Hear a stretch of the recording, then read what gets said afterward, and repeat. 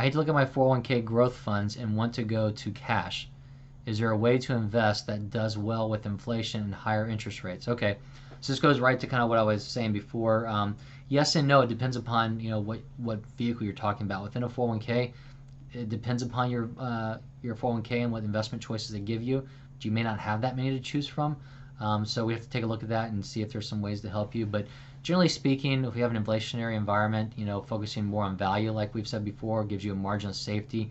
They're safer companies. Yes, they will come back with the market as well, but not quite as much. Maybe staying shorter on the yield curve cycle, maybe more cash.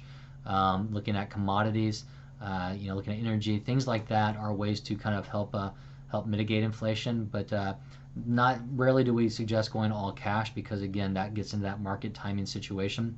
I'll give you a good example actually. One of the clients I've had for close to 20 years, I think maybe 18 years or so. If I go back to 2008, they were already retired. They were pretty conservative. And back in the summer of 2008, we were about 30% stock, and we had transitioned that down to about 18 to 20% stock because of our concerns in the market. But come fast forward in September, it was either September or early October, they actually said, look, we don't trust anything, we're going to go all cash. And so what happened was they went all cash, and that's about the time the market started really kind of accelerating its losses. And so they looked like geniuses, actually.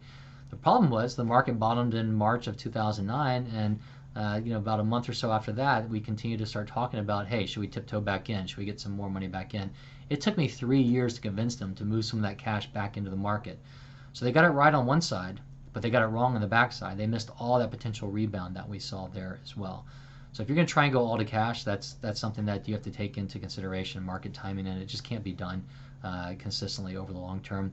But if there's anything that you've got short-term spending or retirements around the corner you want to set aside the next 2 or 3 or 4 years of spending, then yeah, maybe you look at moving that to cash. But it's best to kind of run that cash flow analysis and give us a call and we can go through that on a one-on-one basis.